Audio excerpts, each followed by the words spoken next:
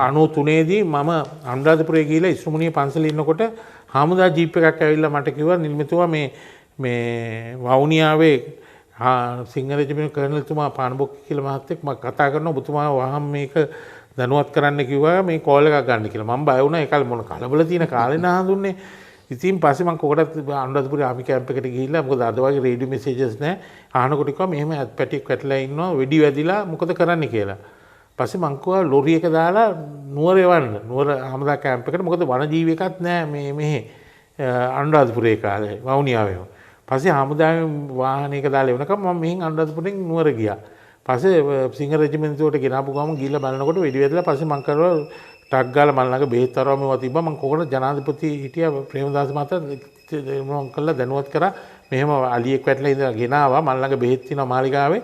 මං පසු වෛද්‍ය දොස්තර නෙවිල් සිල්වා මහත්තයලව මේ අලියා බෙහෙත් කරවන්නම් කියලා.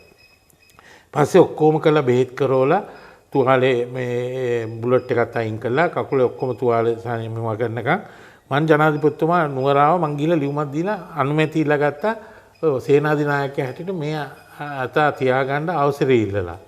මොකද හේතුව මේ නැත්තම් අතෙක් තියාගන්න බෑ වනජීවිකෙන් අවසරය නැතුව. ඉතින් ජනාධිපතිතුමාගෙන් අවසරය තිබ්බම ආයෙ ප්‍රශ්නයක් නැහැ නාඳුනේ.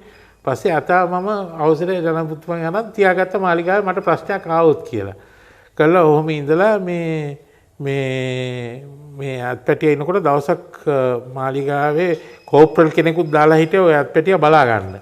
පස්සේ දවසක් මං එනකොට කතරගම කොහෙද ගිහලා එනකොට මේ මම නිල්නිවාසේ වට කරලා වනජීවියෙක්. පස්සේ මං ඇවිල්ලා ජනාධිපතිතුමා කියලා තිබ්බා වනජීවියෙක්ගෙන් ආපුවම එතුමන්ට දන්නන්න කොච්චර කාලෙකින්ද කියලා. ඇතා ගෙනල්ලත් අවුරුද්දකට විතර පස්සේ වනජීවියෙක්ගෙන් ඇවිල්ලා මම කිව්වා මේ වාත් එක්ක මං කිව්වා නෑ. ඔයා බලන්න මං කොයි අතද ගෙනාව කියලා තෝරන්න. එතකොට ජනරාජා හිටියා. නාලක හිටියා. ඉතින් මේ සිංහා හිටියා. ඉතින් හොයාගන්න බෑ කොයි පැටියද කියලා. මේගොල්ලෝ බලලා ඊට පස්සේ යනකොට මං ඊට පස්සේ කිව්වා නෑ මං ජනාධිපතිතුමාට දැන් කෝල් එකක් දාලා කියනවා ඔයගොල්ලෝ ඇවිල්ලා මෙහෙම ඇහුවා මං ජනාධිපතිතුමාගේ අවසරය අරන් තමයි ගෙනාවේ මෙන්න ලියුම මට කිව්වා ජනාධිපතිතුමා වනජීවික කොච්චර කලකින්ද ආවේ කියලා එතුමාට දැනුවත් කරන්න කියලා. අනේ එපා අපි ආවත් කියන්න එපා කියලා ඒගොල්ලෝ ගියන්න වැදලා කියන්නවත් එපා කියලා. හරිද? ඒ ගියාම ඊට පස්සේ හාමුදුරුවෝ නියෝගයක් දුන්නා මේ අතා මාලිගාවට පූජා කරන්න කියලා. ඉතින් මේ ඔක 94 දැන් පූජා කරා කියනවා. 93 පූජා කරේ. එතුමා නැති වෙන්න ඉස්සලා අවසරය දුන්නා පූජා කරන්න.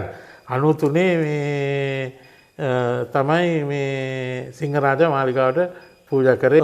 සිංහරාජා කියලා නම තියන්නත් මම තමයි ජනාධිපතිතුමාට කියලා හමුදාවට මම කරේ. මොකද ඒ රෙජිමෙන්ට් වෙන්න ඔක මම කරගත්තේ. ඒකට ගෙනල්ලත් සිංහ රෙජිමෙන්ට් ඉඳගෙන අපි ඔක බෙහෙත් කළා මං ගෙනාවේ මගේ නිල් නිවාසෙට.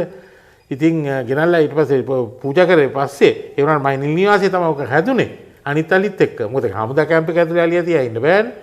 අර ගෙනාපු දවස් 7ක් විතර එතන තිබ්බා. ඊට පස්සේ නිල් නිවාසෙම හිටියේ. නමුත් කෝපරල් කෙනෙක් පත් කළා හිටියේ අලියා බලා ගන්න. මම ඉතින් 2005 අයින් වෙනකම් මේ කෝපරල්